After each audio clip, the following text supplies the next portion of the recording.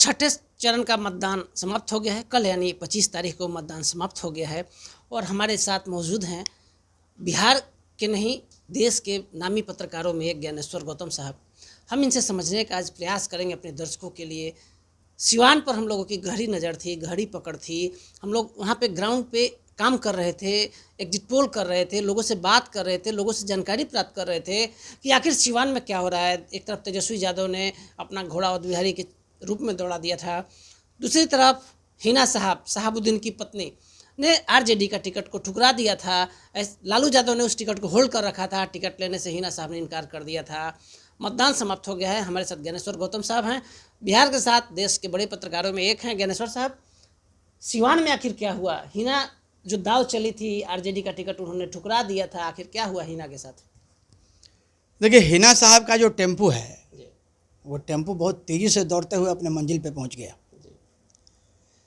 पहली बार सिवान में, क्योंकि 2 बार इसके पहले हिना साहब चुनाव हार चुके हैं, इस बार जो समीकरण देखा गया, क्या हिंदू, क्या मुसलमान, क्या दलित, क्या यादव, ठीक है, सारे लोगों ने एकजुट होकर वोट किया हिना साहब को।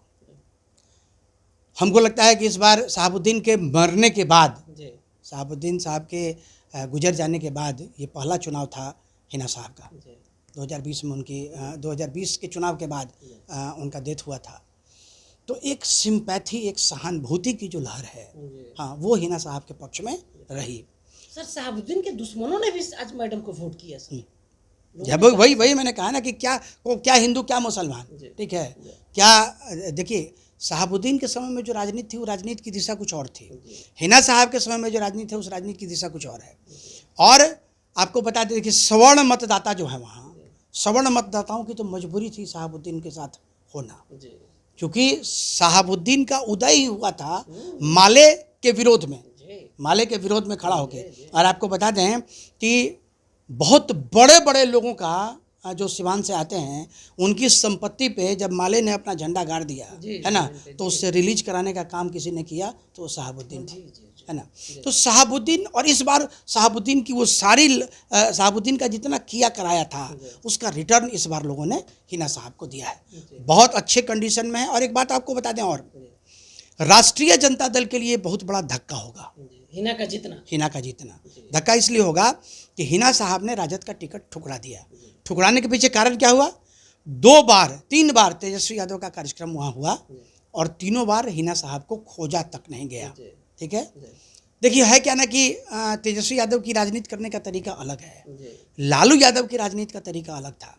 आप याद कीजिए 1990 का वो दशक, जिस समय माय समीकरण की नींव पड़ी, लालू यादव और साहबुद्दीन मुसलमान, इन्हीं दोनों की वजह से माय समीकरण बना।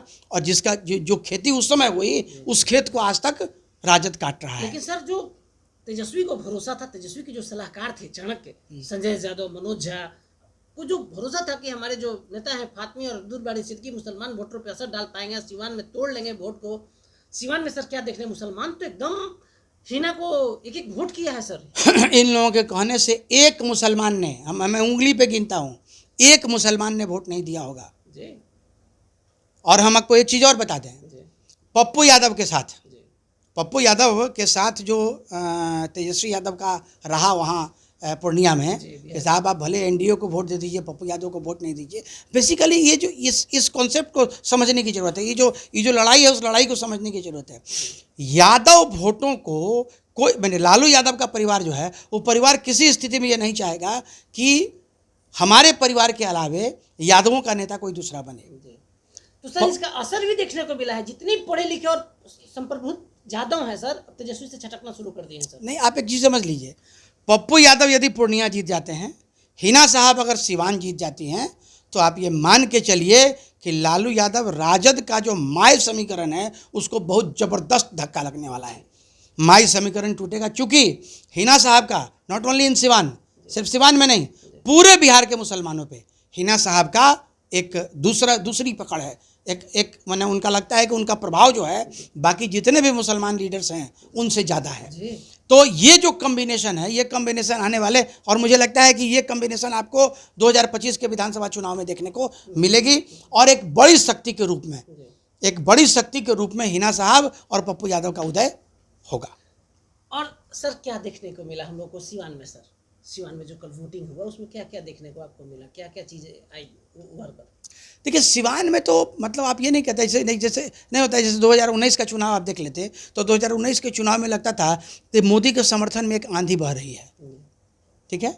लेकिन इस बार अभी जो सिवान की स्थिति थी, सिवान में हिना साहब के समर्थन में लगता था जैसे कि आंधी बह रही है। मतलब आप ये समझिए कि जदयू के जो उम्मीदवार हैं वो उम्मीदवार तो रेस में कहीं दिखे ही नहीं, नहीं कहीं नहीं। उन्होंने कल कह दिया ना सर, वोट लेने के बाद कि हमको धमकी मिल रहा है सर, सेंटिमेंट।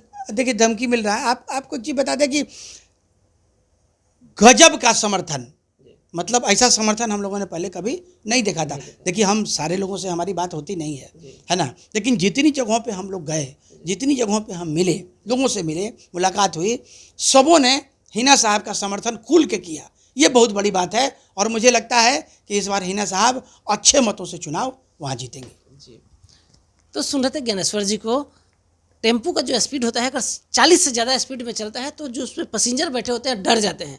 लेकिन सुबह जब वोटिंग शुरू हुआ 7 बजे, उसके बाद जो टेम्पू का स्पीड था तेज़ था और 5 बजे तक लगातार टेम्पू 100 के स्पीड में दौड़ता रहा और लोगों ने तय कर लिया था कि टेम्पू को 100 के स्पीड में जो राजधानी का स्पीड है उसे दौड़ाना है। तो दिल्ली लोगों ने भेज दिया है, ऐसा हमारा और सर का दोनों का मानना है। हमारे सहयोगी सन्नी के साथ कौशलेंद्र।